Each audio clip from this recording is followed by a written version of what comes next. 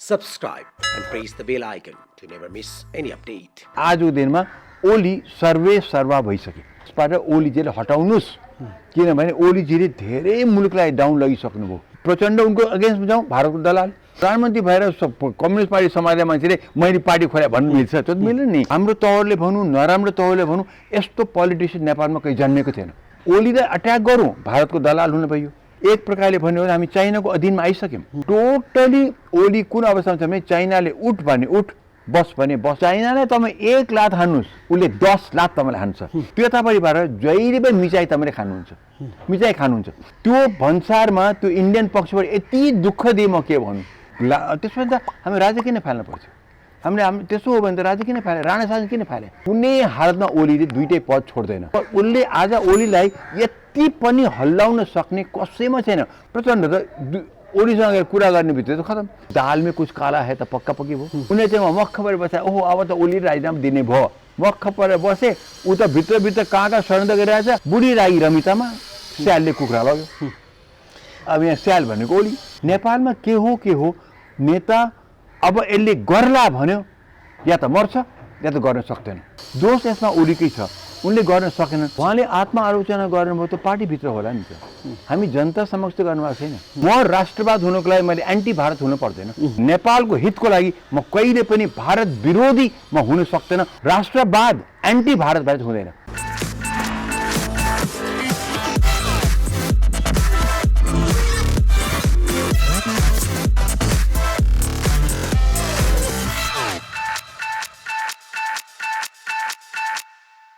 यति बेला तपाईँहरू हेर्नु भएको छ canadaNepal.com।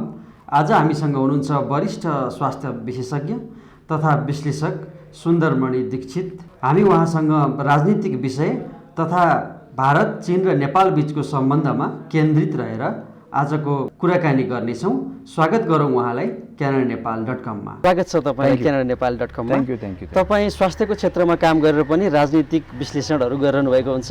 अहिलेको जुन देशको राजनीतिक एउटा अवस्था सिर्जना भएको छ त्यसमा तपाईँको अहिले कस्तो छ विश्लेषण? जस्तै मलाई तपाईँले राजनीतिक विश्लेषण गर्यो भन्नु, मलाई चाहिँ त्यो राजनीतिक विश्लेषण गर्यो भने चाहिँ मलाई लाग्दैन के। हजुर, मैले खालि मुलुकको अवस्था हेरेर कुन नेताले कस्तो छ, के परिस्थिति के छ भन्ने चाहिँ मन लाग्छ मलाई। त्यसमा चाहिँ मनमा चिन्ता आउँछ नि। म डक्टर मान्छे, मको अनेक पेसेन्ट आउँछन्। पेसेन्टको चाहिँ इकोनोमिक स्टेटस, उनको सामाजिक स्टेटस सबै थोक त आउँछ नि। बताउँछु एउटा कुरा, पोलिटिकल विषय चाहिँ भन्ने हो भनेदेखि चाहिँ 2-3 जान्छ। सुरेन्द्र केसी भनौँ, खगेन्द्र सङ्ग्रवाला भनौँ, यी चाहिँ नि जेन्युन पोलिटिकल हुन् है। र त्यसमा सुरेन्द्र केसी चाहिँ टपै हुनुहुन्छ है। हामी चाहिँ कस्तो भनेदेखि बताउँ, एउटा ठुलो डक्टर एउटा के भनेको थियो भने साइन्टिस्टले, भिर्चो भन्ने ठुलो साइन्टिस्ट थियो। उसले के भन्थ्यो भने, डक्टर पनि हो, medicine is a social science. हाम्रो साइन्स पनि हो त सोसियल साइन्स है। And politics is nothing but medicine on a grand scale. So politics पनि मेडिसिन नै हो, तर इट्स अ सोसियल साइन्स कि। सो म चाहिँ नि आफूलाई सामाजिक हिसाबबाट चाहिँ हेर्ने व्यक्ति भन्छु, नट पोलिटिकल आँखा चाहिँ म हेर्ने चाहिँ होइन।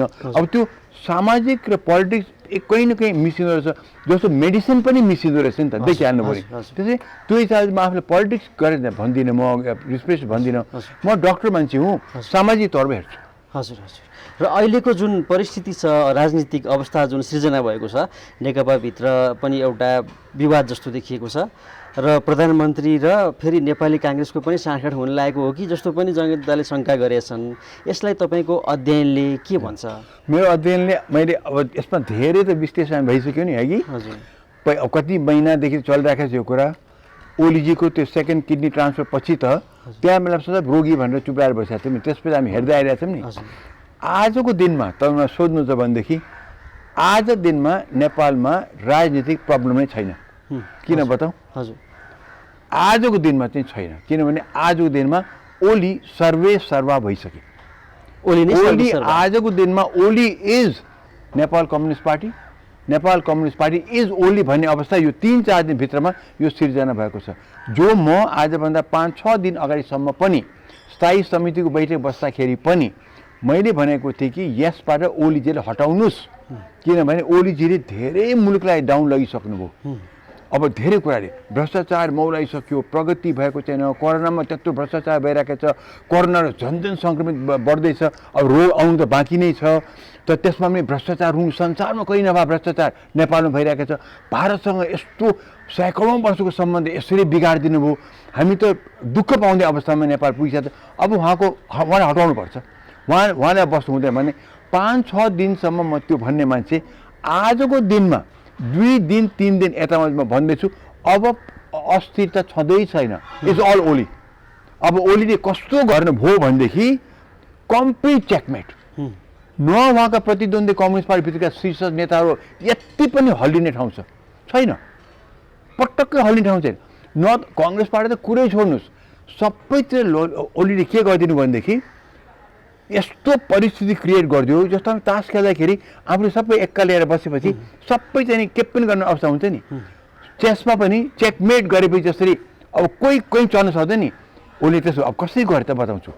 पहिला कुरा संसद खतम, कतिसम्म भनेदेखि त्यो संसदको चेयरम्यान र डेप्युटी स्पिकरलाई समेत नभनिकन गयो। नम्बर 1। नम्बर 2 स्थायी समितिको बैठक बसिरहनु त कहाँ सुल्झाउनु त कहाँ प्रब्लम सल्भ गर्नु कहाँ स्थगन ओलीले गरेको। त्यहाँ अब उनले त्यहाँ जुन त्यत्रो अट्याक भएको थियो हुन नसक्ने अवस्था भयो। संसद भित्रबाट पनि अपोजिसन गर्थ्यो, त्यहाँ पनि गर्न नसक्यो, दुईवटा त भइहाल्यो। त्यस्तो कुरा सबै भारत विरोधी, भारत मेरो विरोधी छ र मेरो अगेन्स्टमा नै सबै भारतको दलाल हो भन्दैपछि त अब प्रचण्ड उनको अगेन्स्टमा जाउँ भारतको दलाल, माधव नेपाल अगेन्स्ट हो भारतको दलाल, हामी बोल्नु भारतको दलाल। सो त्यहाँ पनि कम्प्लिटली उनले चाहिँ खत्तमै पार्छ भने मतलब अब त प्रचण्डले स्पष्टीकरण के दिनु पऱ्यो भनेदेखि भारतले खोजे होइन मैले पो प्रधानमन्त्री हटाउनु खोजे भन्नु पर्यो। त्यो अवस्था आयो नि त त्यहाँ चेकमेट गर्यो र यति किसिमबाट गर्यो कि अब हुँदा चाहिँ नि उसले चाहिँ नि सबै कतै पनि अब कङ्ग्रेसलाई म सुन्छु सुभाष नेमाङ उनको तर्फबाट गएर शेरबहादुर भेट्दैछन् रे, भेटेको चाहिँ नि अब मान्छे अनुमान त नाच्छु रे। अब उसले चाहिँ नि यता पार्टी फुटाएर चाहिँ नि उता जान्छु भने खालि सबै कस्तो भनेदेखि अब उता पार्टी खोलेको छ, एमालेको निकटको खोलिरहेको छ नि, त्यो पनि किनभने तर्साएको हो। यिनीहरूले खबरदार तिमीले व्रत गऱ्यो म त पार्टीमा जान्छु। फेरि यो एमाले पार्टी खोल्नमा त प्रधानमन्त्रीको हातै छैन भनिरहनु भएको छ। हो त्यो त भन्नै पर्यो नि। अब प्रधानमन्त्री भएर कम्युनिस्ट पार्टी समाजले मान्छेले मैले पार्टी खोले भन्नु मिल्छ? त्यो त मिल्दैन नि, त्यो उहाँ कमजोर देखिहाल्छ। अप्रत्यक्ष रूपमा अथवा अप्रत्यक्ष रूपमा खोलिहालेछ उहाँले। त्यो ठ्याक्क गोटी कस्तो गजबको पोलिटिसियन ओली रहेछन् भनेदेखि नेपालले यस्तो माने भन्नु अब के भन्छ माने कुटिल भनौँ, ज्यादै माहिर भनौँ, अब राम्रो तवरले भनौँ नराम्रो तवरले भनौँ, यस्तो पोलिटिसियन नेपालमा कहीँ जन्मेको थिएन आजको दिनमा। त्यसो भए प्रधानमन्त्री ओली त्यस्तो अहिले पावरफुल त्यही मात्र होइन। अब हेर्नुहोस् उतापट्टि पार्टी अप्रतिरोध खोलिसकेको छ, ल है होस् गर, न त म पार्टी सबै फुटाएर लगिदिन्छु म, तिम्रो त खतम। त्यो भएको भएन। इन्दिरा गान्धी जो इन्डियामा गएको थियो नि त्यही ओके। अब यतापट्टि शेरबहादुर देउवाको मान्छे पठाइरहेको छ। अब मान्छे अनुमान त ओहो फुटाएर उसले उता जानु भइसक्यो, अब के गर्ने, यता तर्साइदियो, यता नेताहरूलाई पनि तर्साइदियो। अब फाइनल उसले के गोटी खेलिदियो भनेदेखि कस्तो गजब गोटी खेल्यो भने सबैजना त कम्युनिस्ट पार्टी तर्सेका छन्। कम्युनिस्ट पार्टी 2/3 पार्टीले केही पनि गर्न सकेका छैन, खालि झैझगडामा छन्। त अब त्यहाँको सेकेन्ड थर्ड ऱ्याङ्क त यी त मरेर जान्छन् पछि। सेकेन्ड थर्ड ऱ्याङ्कलाई त इलेक्सन लडेर जित्न आउनु छ। अब नेपाली मतको मनमा के चाहिँ कम्युनिस्ट पार्टी पत्रु रहेछ, 2/3 मतले पनि केही गर्न सकेको छैन, बरु सबै त बिग्रेर गएको छ भनेपछि यिनीहरू त तर्से। अब यिनको है पार्टी फुराउन पाइन्न भनेर त्यो क्याम्पेन चलाएछ। अब ओलीले कस्तो गरिदियो भनेदेखि अब पार्टी तिमी प्रचण्ड माधव नेपालहरू तिमीहरू यस्तो गतिविधि गर्यो त्यो पार्टी फुराउँदै लागेका छौ भनेर उता त्यो चार्ज लगाइदियो हेर्नुहोस्। अब ओलीलाई अट्याक गरौँ, भारतको दलाल हुन पाइयो, अट्याक गरौँ ओलीले पार्टी फुटाइदियो भनेदेखि त दोष त यिनलाई आउने भयो। जान्छन् त ओली पार्टी फुटाउने, तर दोष त यिनलाई आउने भयो। त्यसो भए ओलीले भारतको कार्ड मात्रै प्रयोग गरेका हुन्? होइन, भारतलाई होइन, ओलीले राष्ट्रवादको चाहिँ नि राष्ट्रवाद भने ओलीको लागि त एन्टी भारतै हो नि, इलेक्सन त्यसरी जित्या हो नि त। सो अहिले ओलीले भारतलाई मात्रै चुटेर राष्ट्रवाद मात्रै भएर आफ्नो तरफ पावर लिएनन् कि उनले एन्टी भारत भएर प्रो चाइना भएर चाइनाको शक्ति पनि लिएर बस्यो अहिले। अब चाइनाकै कुरा गर्दाखेरि यहाँनिर चाइनाको भूमिका पनि देखिएको जस्तो पाइरहेछ। चाइनाले पहिला पनि पार्टीमा विवाद आउँदाखेरि चाइनाको राजदूतले सक्रिय भएर मिलाएको भन्ने समाचारहरू आएका थिए, अहिले पनि त्यो सक्रियता देखिन्छ। यसमा तपाईँले के भन्नुहुन्छ? पक्का नि, एब्सोल्युट सक्रियता पनि। अब त्यहाँ नेपालको त पुरा परराष्ट्र नीति त टोटल उल्ट्यो नि त, सैकौँ वर्षको परराष्ट्र नीति त टोटली उल्ट्यो। अब हामी नेपालीहरू त एक प्रकारले भन्यो भने हामी चाइनाको अधीनमा आइसक्यौँ। इन्डिया हाम्रो टोटल खिलाफमा गइसक्यो, एउटै व्यक्तिको कारण, ओलीजीको कारण। सैकौँ वर्ष हाम्रो सम्बन्ध, सीतारामदेखिको समयको सम्बन्ध, भगवान् बुद्धको समय, आखिर भगवान् बुद्ध नेपालमा जन्मेपछि त सबै कार्य त उहाँ कर्मभूमि त इन्डियामा थियो नि त, होइन र? सारनाथ, कुशीनगर सबै भन्दाखेरि भगवान् बुद्ध, राम सीता र भगवान् बुद्धको समयकोदेखिको हाम्रो सम्बन्ध भारतसँग त बिगाएर त टोटल्ली बिगाएर अहिले त हामी शत्रुतामा गइरहौँ। किनभने हामी चाइनासँग एकदमै अब गयौँ, टोटली गयौँ, तम शरणमा गएको छौँ। भारतलाई हामीले एकदम विरोध गरिरहेछौँ। अब भारत र चाइनामा झगडा परिरहेछ। So enemy of my enemy is my friend भनेर चाइनाले परिसक्यो। ओली इन्डिया मेरो पनि शत्रु चाइनाले भन्छ र ओली भन्छन् इन्डिया मेरो पनि शत्रु। सो दुईटाको शत्रुको छ भने दुईटाको फ्रेन्डसिप हो नि। त्यसैले enemy of my enemy is my friend भन्ने पुरानो उखान छ। अहिले ओलीले चाहिँ त अहिले टोटली ओली कुन अवस्थामा छ भने चाइनाले उठ भने उठ, बस भने बस अवस्थामा पुगिसके र त्यो सायद अहिलेलाई त तत्काल त उनलाई चाहिँ नि बलियो बनायो, तर सायद तत्काल लङ रनमा चाहिँ नि चाइनाले नै उठ्ने र बस्ने गर्ने हो भनेदेखि त त्यो फेरि चाइनिजको चाहिँ नि कूटनीति, उनको डिप्लोमेसी, उनको चाहिँ नि जुन त्यो शक्ति छ नि, यस्तो छ कि तपाईँ इन्डियालाई 10 लात हान्नुहोस्, उसले तपाईँलाई 1 लात फर्काउला।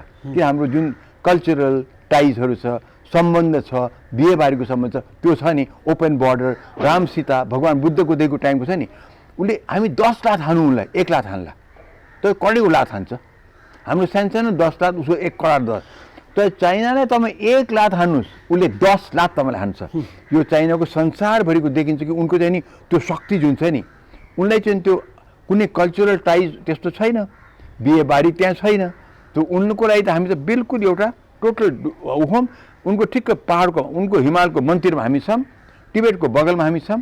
र खबरदार है, अब त्यसैले अस्ति एभरेस्ट चाहिँ नि हाम्रो हो भनेर भनिदियो नि, त्यो सङ्केतिक हो। त्यो 3 दिनमा चाहिँ नि उनको अफिसियल मिडियाले कसरी भन्न सक्छ कि एभरेस्ट मेरो भनेर भनिदियो, त 3 झिक्दियो भने त्यो सङ्केतिक के देखायो भने खबरदार भनेर गर्यो। त्यसो भए तपाईँको विश्लेषणमा भारतबाट त खतरा देशलाई सधैँ हस्तक्षेप जस्तो छ नै, तर चाइनाबाट त्योभन्दा बढी खतरा छ। अब आजको दिनमा हामी चाइनातिर, अब भारतलाई खत्तम नै पारेर भारतलाई टोटली बाइपास गऱ्यौँ र टोटल चाइनातिर गयौँ भनेदेखि तत्काल कुनै पोलिटिसियन फाइदा होला, तत्काल अलिकति राहत पनि हामीलाई आउला। तर लङ टर्म बेसिसमा विचार गर्नुहोस्, ओपन बर्डर, खुला मैदान, त्यहाँ जस्तै चाहिँ ट्रान्सपोर्ट हुनसक्छ, त्यहाँबाट जस्तै अन्नपात आउनसक्छ, त्यहाँ जति बिजनेस हुनसक्छ, त्यहाँ जति रोजगार हुनसक्छ, त्यो कुरा त हिमाल पारी र वारीमा त धेरै फरक पर्छ। त्यसले लङ टर्म पनि पर्दैन, अलिकति अगाडिमा गयो भनेदेखि सायद नेपाललाई त्यति फाइदा चाहिँ हुँदैन। तत्काललाई चाहिँ नि राहत पनि केही मिल्ला, भारतले नदिएको उसले देला, तर त्यो सधैँ उसले दिँदैन।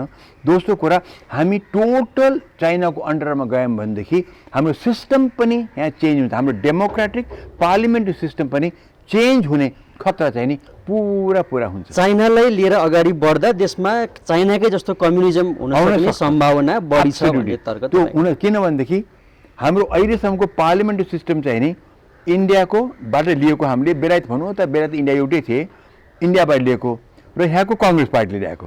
सो काङ्ग्रेस भन्ने बित्तिकै हामीले भारततिर पार्लिमेन्ट्री सिस्टममा जोड्छौँ। अब अहिले आएर यो अहिलेको नेकपा नेपाल कम्युनिस्ट पार्टी 2/3 नेकपा जुन किसिममा अगाडि बढ्दैछ, हेर्दाखेरि त के बुझ्छ भने चाइनातिर यसरी ढल्केर तम शरण गर्यो कि उनले पनि यहाँ चाइनाकै जस्तो खालको कम्युनिजम ल्याउन खोज्या हो कि भन्ने आशंका त धेरै हुन्छ। र चाइनालाई पनि त्यही हुन्छ कि भारतको तर्फको इन्फ्लुएन्स काट्नलाई चाइनाले त इन्फ्लुएन्स गर्न खोज्छ, यताको इन्फ्लुएन्स काट्नको लागि उताको सिस्टम यहाँ बसाल्न पायो भने त उसको त यहाँ धेरै सक्सेस हुन्छ। सो यसमा नेपालको सक्सेसभन्दा चाइनाको सक्सेस हुने बढी हुन्छ। फेरि यहाँनिर नेपाली जनताको पनि सेन्टिमेन्ट भारततिर चाहिँ बढी नै नकारात्मक, अनि चाइनाले अलिकति हस्तक्षेप गर्दा पनि ठिकै छ भन्ने किसिमले जनताले छोडेको जस्तो पनि देखियो, यसको विरोध आएको देखियो। र तपाईँले नै पनि विश्लेषण गर्नुहुँदा जब भारतको चाहिँ पछि अलिकति भएको हो कि भन्ने किसिमले पनि बुझ्ने गरेका त्यसरी प्रतिक्रियाहरू आएका देखियो, र तपाईँलाई चाहिँ भारतको पक्षमा बोल्नुहुन्छ भनेर पनि त्यहाँ प्रतिक्रियाहरू आए। यो विषयमा जनताको लागि चाहिँ तपाईँले के भन्नु तपाईँ जुन भन्नुभयो नि किन होला चाहिँ नि भारतको आम जनता चाहिँ नि अलि बढ्ता भारत विरोधी र चाइनाको ढल्किया दिन्छ। याद गर्नु होला तपाईँले नेपाली भन्दाखेरि डोन्ट फर्गेट कि 50% पपुलेसन मधेसको छ। डोन्ट फर्गेट द्याट, त्यो नबिर्सिनुहोस्। आज तपाईँ यही कुरा वीरगन्जमा गएर गर्नुहोस् त, तिमीहरू कति भारत विरोधी छौ भन्नुहोस् त।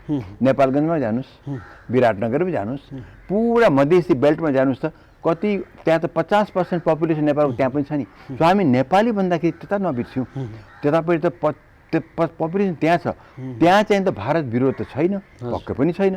भनेदेखि जुन हामी चिन त्यो ढल्क्या भन्दाखेरि के देखिन्छ, हामी पहाडिया भेगका व्यक्तिहरू, त्यसमा पनि कुनै खास पोलिटिकल पार्टी र पोलिटिकल नेताहरू उतापर्ता झुक्या हो।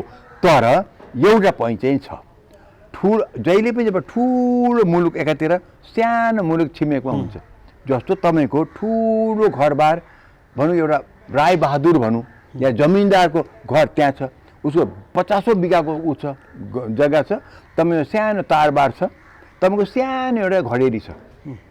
अब त्यतापट्टिबाट जहिले पनि मिचाई तपाईँले खानुहुन्छ, मिचाई खानुहुन्छ र केही न केहीमा तपाईँको त्यहाँ वाद विवाद भएकै हुन्छ। अब यहीँ छिमेकै हुन्छ भने अब त्यो हल्ला भयो भने मैले भन्छु किन हल्ला गरेर भन्छु नि। ओके, त्यस्तै गरेर भारत छ, हामी चाहिँ अब छिमेक त बदल्न पाइँदैन, सकिँदैन। सो भारतसँग हाम्रो केही न केही सानसानो चिटचिट पिटपिट चाहिँ भइरहेको छ। आज मात्रै होइन, वर्षौँदेखि भएको छ, हाम्रो सैकडौँ वर्ष भएको छ। हामी भारतसँग जै सम्बन्ध पनि असाध्यै गहिरो, तर जस्तो परिवारमा सम्बन्ध हुन्छ खटपट पनि भइरहने, तर खटपट सानो हुन्छ, सम्बन्ध गहिरो छ। त्यही हिसाबले चाहिँ नि अहिले हामी नेपालीहरू भारत विरोधी भन्न मिल्दैन, खटपट चाहिँ नि हुन्छ। र त्यो मनस्थिति जुन हुँदैछ, ठुलो नेबर सानो नेबरको मनस्थिति जुन हुँदैछ, त्यो चाहिँ नेपाल व्यापी हुन्छ। अब तराईमा पनि त भनौँ, मधेसमा भन्नु हो भनेदेखि त्यहाँ पनि कोही न कोही उनको त्यहाँ अब यो जग्गा यहाँ छ, उनको त्यो जग्गा त्यहाँ छ, खटपट भइ नै सीमामा विवाद त भइ नै रहेको छ, भइ नै रहन्छ। त्यसैले आम एउटा मानसिकता चाहिँ नि ठुलो दाइ सानो दाइ, ठुलो भूमि सानो भूमिको जोडाइमा चाहिँ त्यस्तो हुँदो। अझ शक्तिशाली नन शक्तिशाली त बगलमा, जस्तो क्यानाडा र अमेरिका। क्यानाडा पनि शक्तिशाली छ, अमेरिका त झन् बढ्दा शक्तिशाली। यति दुईवटा विकसित मुलुकमा पनि आज असाध्य तनाव छ। मेक्सिको र अमेरिका हेर्नुहोस्, मेक्सिको धेरै तलसम्म, तर मेक्सिको पनि आज निकै नै उठेको छ। तर मेक्सिको इन्डिया अमेरिका हेर्नुहोस् पर्खालै लाउन थालिसके। सो सिमानामा भएपछि जहिले पनि खटपट हुन्छ र त्यो मनस्थिति हरेकमा पलाएको चाहिँ हुन्छ। महिमा पनि पाएँ, मै पनि भन्छु, म आउँदै थिएँ एकचोटि गोरखपुरबाट, के 3-4 वर्ष अगाडि, त्यो भन्सारमा त्यो इन्डियन पक्षबाट यति दुःख दिएँ म के भन्नु। अनि म त्यो राम्रो मानेर आएछु, त त्यो केही क्षणिक हुँदो रहेछ, तत्परिया भारतीय नचाहिने काम गरे भन्यो आयो, तर भारतसँग जुन गहिरो सम्बन्ध छ त्यो त फेरि टुट्दो रहन्छ क्या। त्यसैले भारत हो जेमा पनि हाम्रो अलिकति त्यो चाहिँ भारतसँग शङ्का भइ नै रहन्छ, तर त्यो गाढा सम्बन्ध पनि त्यो जाँदैन। तर अहिले आएर त्यो गाढा सम्बन्ध पनि उखलेर फ्याँकिने सुरु भएको चाहिँ म देख्छु। अवस्थामा चाहिँ फ्याँकिने सुरु भएको छ। त्यसलाई टोटल फ्याँक्ने हो भनेदेखि त अनि हामी चाइनाको तम शरण गर्नु बाहेक उपाय छैन। तर त्यो गऱ्यो भनेदेखि नेपालको भविष्यमा त भनिहालेँ, हामी मोरलेस कम्युनिस्टिक स्टाइलको चाहिँ गभर्मेन्ट हामी जान्छौँ, हाम्रो सिस्टम नै चेन्ज हुन्छ। कम्युनिस्ट स्टाइलले हाम्रो देश यदि गयो भने त्यसको बेफाइदा चाहिँ देशलाई कसरी हुन्छ? जस्तो चाइनाले त त्यसैबाट डेभलप गरिरहेको देखिन्छ, तर कम्युनिस्टमा जाँदा नेपाललाई चाहिँ बेफाइदा कहाँनिर? यस्तो नि, कम्युनिस्ट अब जो अहिले पनि कम्युनिस्ट सरकार छ नि त, तर यो सरकार पार्लियामेन्ट्री सिस्टममा बेस भएर गएको छ, अहिलेसम्म हिँडेको छ। र अहिले चाहिँ नि ओलीजीले चाहिँ हालसालमा जतिसुकै पनि अलिकति आफ्नो चाहिँ नि त्यति अब भनौँ स्पिकर अफ पार्लियामेन्टलाई डेपुटीलाई पनि नभनिकन जुन स्थगन गरिदिनु हो, त्यस्तो किसिम चाहिँ अलिअलि छिटपुट भन्दा बाहेक पार्लियामेन्ट सिस्टम अहिले पनि बलियै छ यहाँ। तर त्यसभित्र अन्तर्गत पार्लियामेन्ट सिस्टमको अन्तर्गतको कम्युनिस्ट रुल बेफाइदा छैन। तर कम्युनिस्ट रुल भियतनाम हामी त्यो हेर्नुपर्छ, कम्बोडिया, भियतनाम, नर्थ कोरिया हामी त्यो हेर्नुपर्छ। के हामी त साँच्चै कि नर्थ कोरियनको त्यो डिक्टेटरसिप जस्तोमा गएर चाहिँ त्यहाँ हेर्नुभयो भनेदेखि बाहिर हेर्दाखेरि त एकदम भयङ्कर आर्मी छ, त भित्र त खान नपाउने अवस्था छ नि त। अब खान नपाउने अवस्था छ नि त्यहाँ, त कस्तो गरिबी छ हामीलाई पनि थाहा छ नि। फेरि चाइनामा पनि त वर्षौँसम्म त त्यही अवस्था छ नि। अहिले आएर चाइना धेरै हो लङ टर्म अगाडि हुँदो, तर त्यहाँ पनि त हङकङको अवस्था हेर्नुहोस्, हङकङका नागरिकहरू त अघि चाइनिज हुन्, उनीहरू पनि अहिले के भन्छ हामी चाइनिजको जस्तो बस्न चाहँदैनौँ, हामी चाइनिज हौँ, चाइना मान्छौँ, चाइनाको हामी पनि हौँ, तर हामी चाइनिजको कम्युनिस्ट रुल हामी मान्दैनौँ भनेको छ नि। त्यसैले कम्युनिस्ट रुल मान्न चाहिँ नि हामी सबैले कोही पनि सायद त्यो खालको कम्युनिस्ट रुल वान डिक्टेटरसिप त्यसमा त हामी राजा किन फाल्नु पर्थ्यो, हामी त्यसो हो भने त राजा किन फाले, राणा शासन किन फाले, त्यही किसिमको त हो नि होइन। त्यसैले अहिले हामी डिक्टेटरसिपमा जाने हो भनेदेखि हामी कम्युनिस्ट रुल नै हो, र त्यता पनि जान खोजिराखेको छ अहिले हाम्रो मुलुक। र अहिले भने नि ओली आजको दिनमा हाम्रो कुनै पोलिटिकल प्रब्लमै छैन, ओली सर्वा भइसक्यो र एक्कल हुने बित्तिकै त प्रब्लम नै हुँदैन। प्रब्लम पछि आउँछ जब चाहिँ फेरि मान्छेले चाहिँ नि अब भने मान्छे चित्त बुझ्दैन, मान्छे आक्रोश हुन जान्छ, अनि 62, 63, 46, 62 फेरि आउँछ। त्यसो भए पार्टीभित्र जतिसुकै विरोध भए पनि, राजीनामा माग भए पनि, जतिसुकै नेताहरूले मोर्चाबन्दी गरे पनि प्रधानमन्त्री केपी शर्मा ओली गल्ने अवस्थामा हुनुहुन्न। आजको दिनमा असम्भव। आज मैले कमसेकम 15-20 दिन अगाडि भनेको थिएँ यो कुरा, टिभीमा भनिदिएको थिएँ नि कुनै हालतमा ओलीले दुईटै पद छोड्दैन, मैले भनेकै थिएँ यो कुरा। जुन बेला छोड्छ कि भन्ने आशा थियो नि, छोड्दैन, आगे त्यो भइरहेको छ। तर आजको दिनमा चाहिँ कुनै उसले आज ओलीलाई यति पनि हल्लाउन सक्ने कसैमा छैन, न पार्टीभित्रका कुनै नेता उनी भने नि हल्लाउन खोज्ने पनि एउटा चार्ज आउँछ उनलाई, कि भारतको दलाल कि चाहिँ पार्टी फुटुवा भने त्यस्तो चार्ज उनीहरूलाई आउँछ। उसले अब त्यस्तो चेकमेट गर्दा चाहिँ नि कोही बोल्न सक्दैन भने त्यस्तो अवस्था पो आइसक्यो त। त्यति मात्रै होइन, अब ओलीलाई अझ पनि उसले कुन नेताहरूको के समातेको छ, विक पोइन्ट समातेको त्यो त अझ हामीलाई थाहा नै छैन। कसैको ललित निवास काण्ड छ, कसैले चाहिँ नि यो हाम्रो जनमुक्ति सेनाको पैसाको काण्ड छ, कसैले चाहिँ नि हाम्रो यति काण्ड छ, कसैको चाहिँ नि ओम्नी काण्ड छ, कसको के समातेको छ हामीलाई थाहा नै। सुन काण्ड छ कसको चाहिँ नि हाम्रो अर्को चाहिँ नि हाम्रो त्यो हाम्रो ललित निवास काण्ड छ पनि कतिवटा काण्ड छ नि, ऊ त प्रधानमन्त्री हो, धेरै कुरा थाहा छ, कसको घाँटीसम्म जानु थाहा पनि छैन। विक पोइन्टकै कुरा गर्दाखेरि तपाईँले पनि कतै भन्नुभएको जस्तो लाग्छ र तर्क पनि त्यो किसिमले आउने गरेको छ। अहिले प्रधानमन्त्रीसँग यस्तो कार्डहरू छ जसबाट उहाँले प्रचण्ड, माधव नेपाल लगायतका नेताहरूलाई जेल चलाउन सक्ने समेत कार्ड उहाँसँग छ भन्ने कुरा सुनिएको छ। यसमा तपाईँले के भन्नु? मैले पनि त्यही भनिरहेको छु नि त, मैले त्यही भनिरहेको छु नि। त्यसैले त हेर्नु होला हरेकचोटि यी नेताहरू जुन नाम गर्नुभयो तपाईँहरूले, यी एक स्टेप अगाडि जान्छन् अनि तर्सेर 3 स्टेप पछाडि जान्छन्। अहिले भन्नुहोस् प्रचण्डले दुईचोटि यो 1 महिनाभित्रमा पहिले चाहिँ नि स्थायी समिति कमिटी बोलाऊ भन्दाखेरि पोलिट ब्युरोमा के भने तपाईँ दुवै पद राजीनामा दिनु भने, ओके। त्यसपछि स्थायी समितिको चाहिँ बैठकमै त्यत्रो जमातमा उनले भने तपाईँ तत्काल 2टा राजीनामा दिनुहोस् भने भनेन। आजको अवस्था के छ भन्न सक्ने अवस्था छैन नि। प्रचण्ड ब्याक भइसके र जब ओली र प्रचण्ड मिल्ने भन्छ नि, त्यो ओलीकै चाल हो, त्यो मिल्ने भन्ने बित्तिकै सबै सेलाएर जान्छ। अब प्रचण्डको पछि लाग्ने व्यक्तिहरू पनि लौखा, अब यो बुढा गयो, अब फेरि गयो त्यहाँ के कम्प्रोमाइज गरेर आउँछ, हामी फर्स्ट टाइम फायरिङ स्क्वाडमा त हामी नै पर्ने भयौँ। जो इक्जाम्पल दिनु मलाई शैलजा आचार्यको टाइम याद छ मलाई। शैलजा आचार्य राम्रो नेत्री हो, जेन्युन नेत्री हो, राम्रो मान्छे हो, भ्रष्टाचार पनि होइन। तर उनी यसरी चाहिँ दबिएकी थिइन्, पछि गएर चाहिँ उनलाई पनि अब बिपीको टाइममा त्यत्रो शक्ति चलाएको शैलजा आचार्य, पछि गएर उनले अगेन्स्ट गिरिजा मोर्चा चलाइन्, हो कि नि त। तराईभरि चाहिँ उनले मोर्चा पनि चलाइन्, त्यो सबै गरिन्। अनि उनको साथ मान्छेले दिए, गिरिजाको अगेन्स्टमा दिए, सबै दिए। तर जब गिरिजाले उनलाई के गरेर वाउ गरिदिएको थियो, उनी चट्ट 3 स्टेप पछाडि गइदिन्। उनको जो समर्थक सब अघि फ्रन्ट लाइनमा परे, गिरिजाले ढ्याङ गरेर खतम पारिदियो अरे। प्रचण्डको है त्यही अवस्था छ।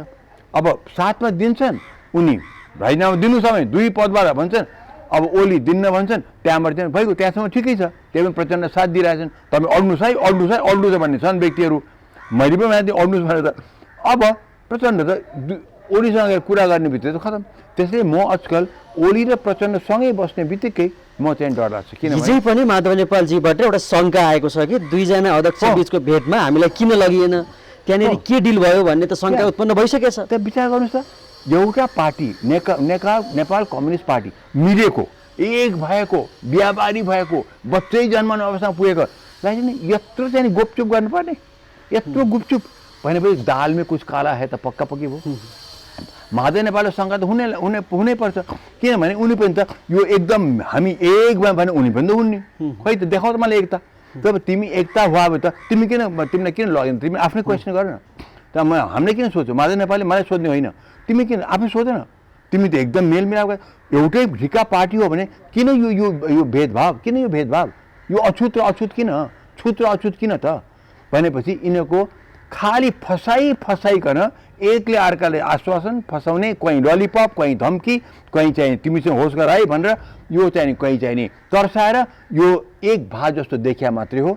त आजको दिनमा चाहिँ नि ओलीले सबैले हेर्नुहोस् यो कस्तो कस्तो चलाइसकेको छ भने एकपछि एक संसद आउट संसदीय त्यो स्थायी कमिटी मिटिङ आउट इन्डियाको दलाल भारत विरोधी भारत पक्षीय पार्टी फुटाउनेका एकपछि एक विद्या भण्डारले भेटिराखेको छ है। सो सबैको हेर्नु कस्तो चलाइसँग गएको छ त्यो चेसमा यो गोटी चलायो त्यो गोटी उनीहरू चाहिँ मक्ख परेर बस्छ ओहो अब त ओली राजीनामा दिने भयो मक्ख परेर बसे ऊ त भित्रभित्र कहाँ षड्यन्त्र गरिरहेछ यहाँ स्थायी समिति चल्दैको अनि हाम्रो उखान छ नि बुढी राई रमितामा स्यालले कुखुरा लग्यो अब यहाँ स्याल भनेको ओली।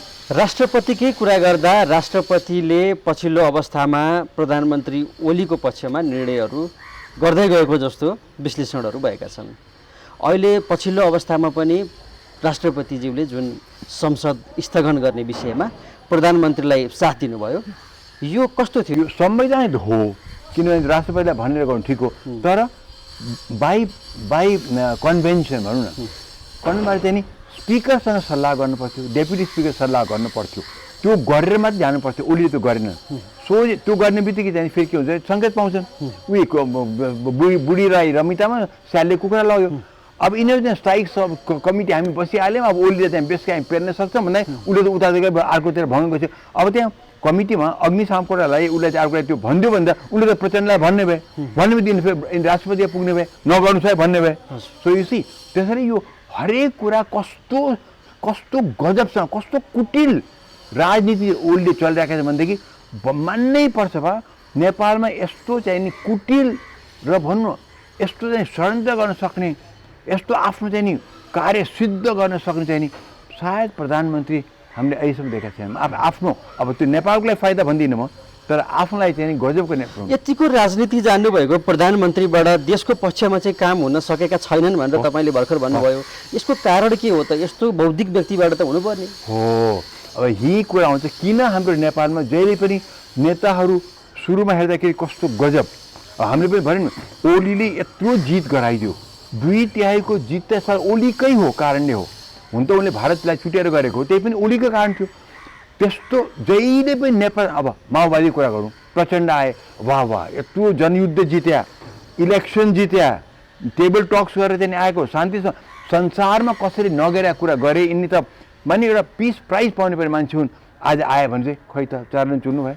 नेपालमा के हो नेता अब यसले गर्ला भन्यो या त मर्छ या त गर्न सक्दैन या चाहिँ उसलाई खुट्टा तानिन्छ। ओलीको हकमा चाहिँ मलाई के लाग्यो भने ओली आए 2/3 मत उनलाई पाउँछ भने आशै थिएन। हेर्नुहोस् त्यही आश चाहिँ जितु कि जितेन भन्ने कुरा चाहिँ नि जित्नु त उनलाई थियो तर कति मेजोरिटी जित्छ उनलाई थाहा थिएन। त्यसरी माओवादीसँग मिले जिते 2/3 झन्डुमा आइदियो। अब आउँदाखेरि त्यत्रो सम्पत्ति हातमा पर्यो अब के गर्ने अनि आश्वासन बाँड्न थाले बाँड्दै गए यो पनि ल्याउँछु त्यो पनि ल्याउँछु यो पनि भन्दै गए तर गराइ र बोलायो भने त धेरै फरक हुँदो रहेछ। र ओलीले त फेरि रोगी भइदिए इलेक्सन पनि जिते त रोग घेर्दै गयो हुँदा एपेन्डिक्स पनि फुट्यो एउटा अपरेसन त्यहाँ गर्नु पर्यो इमर्जेन्सी त्यसले नि उनको ज्यान लिन्थ्यो त्यसपछि किडनी खत्तम भयो त्यहाँ सो 2 वर्ष जति चाहिँ यसमा बितायो कि त्यसले त्यहाँ उनले काम गर्न पाएनन्।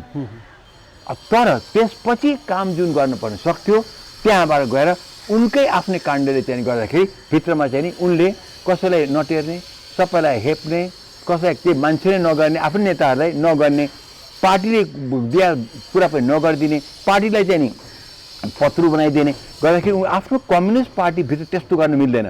कम्युनिस्ट पार्टीभित्र चाहिँ त त्यो पोलिट ब्युरो सेन्ट्रल कमिटी ज्यादै माथि हुन्छ कि स्थायी कमिटीहरू तिनीहरूले भने त मान्न पर्छ त्यो मानेन। त्यसरी अहिले सबैको मुखमा हेर्नु होला प्रचण्ड लगायत सबैको चाहिँ नि हामीले टेरेन हेप्यो पार्टीको निर्देशन मानेन भन्छन् नि त्यो हिसाबले चल्यो।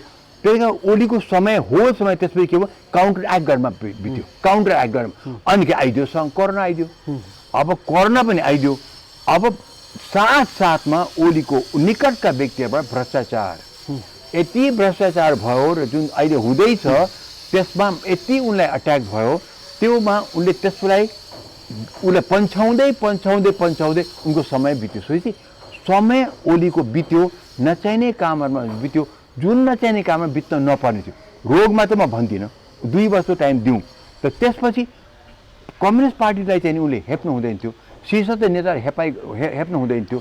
उनले त्यहाँ गएर पार्टीसँग मिलेर काम गर्न सक्छ, त्यो गरेन र आफूले तथ्याभावी काम गर्दै निर्देशन दिँदै गए, नियुक्तिहरू दिँदै गए र भ्रष्टाचार मौलाउँदै गयो। यी सबैको चाहिँ नि जब अट्याक हुन थाल्यो त्यसलाई सुल्झाउँदै जान खोज्दाखेरि समय बित्यो। सो उनले आफ्नो जुन काम गर्छु भने त गर्नै सकेनन् नि।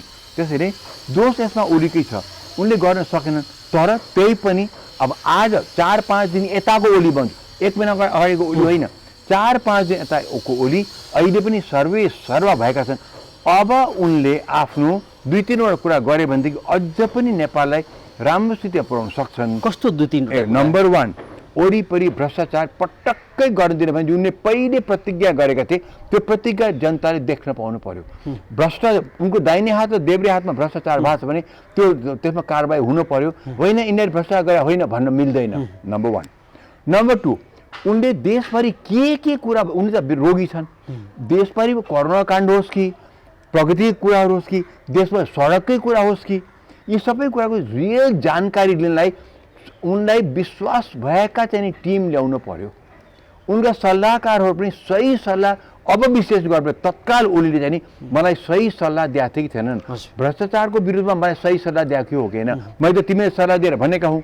हरेक कुरामा मलाई अहिले हेर्दाखेरि मेरो जहाँ म चुकेको देख्छु, सल्लाह मैले कस्तो पाएको छु त्यो म पत्ता गरौँ। नम्बर 3, नम्बर 4, भारतसँग ज्यादै सम्बन्ध मैले बिगाडेँ, त्यो सम्बन्ध सुधारौँ कि त्यो बिग्रिँदै गयो भनेदेखि नेपाली जनताले चाहिँ दुःख पाउँछ र त्यसमा चाहिँ हामी क्रुद्ध हुन्छ हामीसँग अनि आन्दोलन पनि हुनसक्छ, त्यो गरौँ।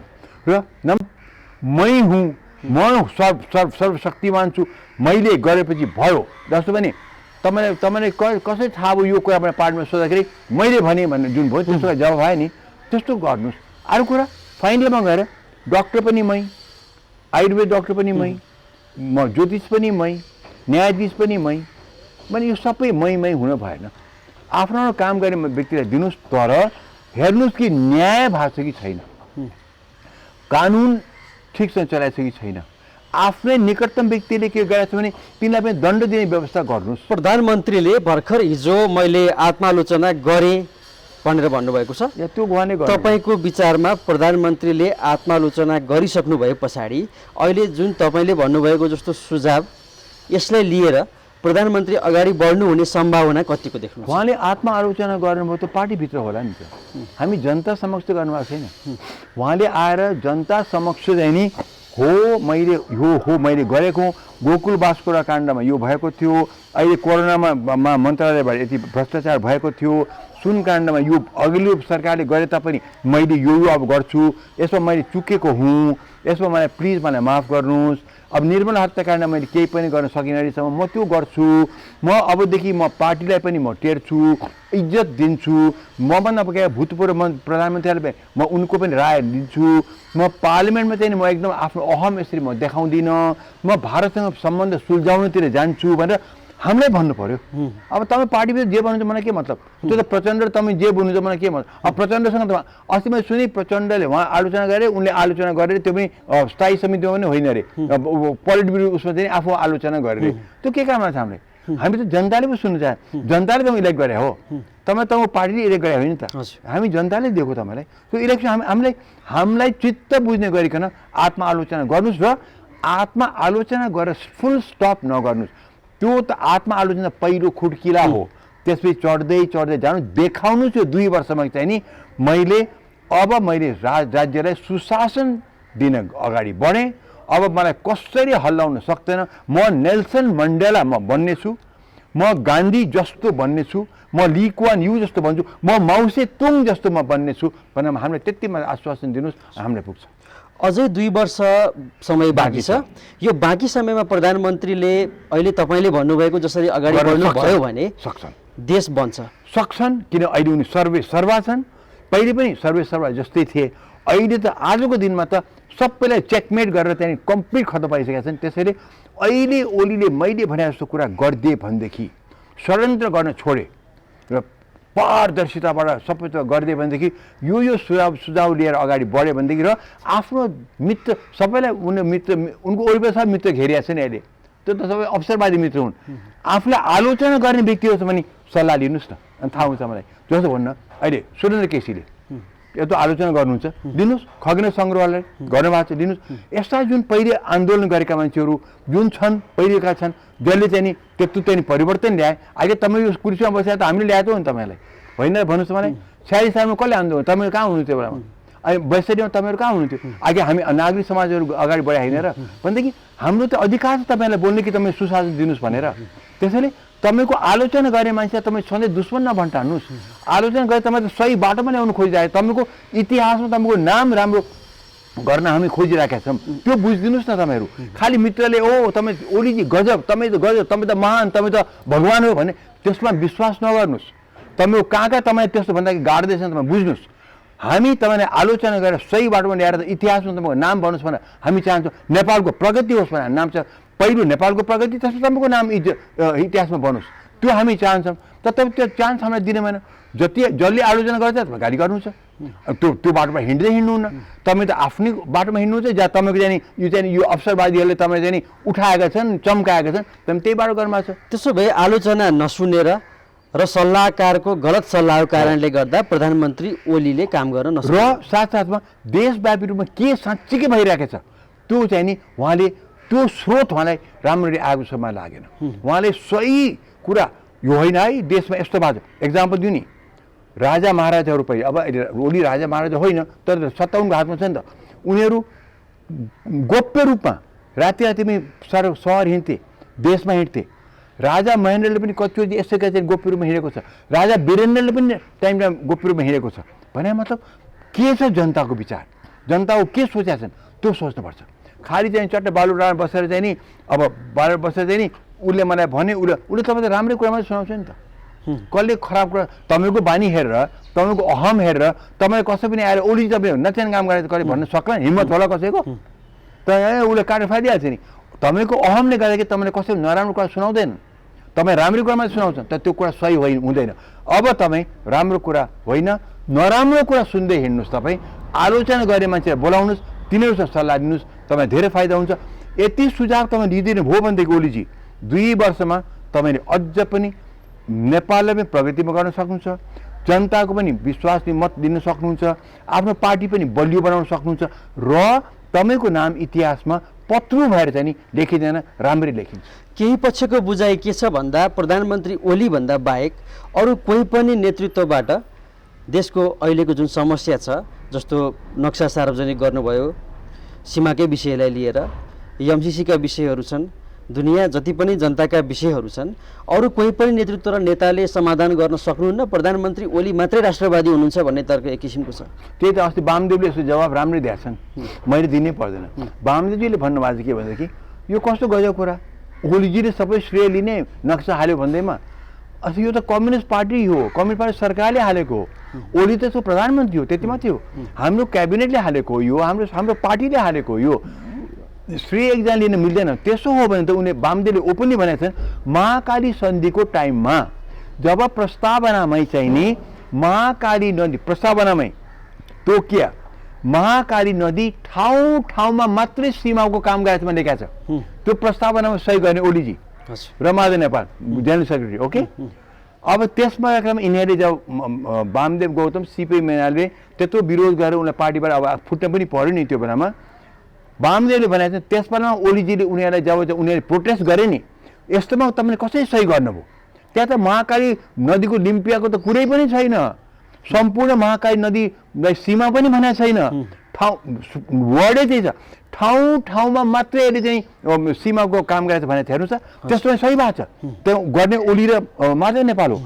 अब यिनीहरूले भन्दाखेरि ओलीको जवाब सुन्नुभएको छ, जुन वामदेवले अस्ति लिखितमा आएको छ बाहिर, के भनेको छ भनेदेखि के जेनरल सेक्रेटरी महासचिव र म चाहिँ भाङ खाएर हामी गएको थियौँ त भनेर त्यो शब्द युज भएको छ। वामदेवले त्यही कुरा सम्झाएर त्यस बेलामा पनि तपाईँ त्यत्रो राष्ट्रवाद अहिले पनि त त्यत्रो राष्ट्रवाद दुईतिर चाहिँ लड्डु हुन हुँदैन। महाकाली सन्धिमा केही पनि गल्ती भएको छैन भनेर पनि प्रधानमन्त्रीले अघि भर्खरै पनि भन्नुभएको छ। उहाँले भनेको कुरा र त्यो प्रस्तावनामा हेर्नुहोस् लिखित रूपमा अस्ति वामदेवले त क्लियरली भनिसके।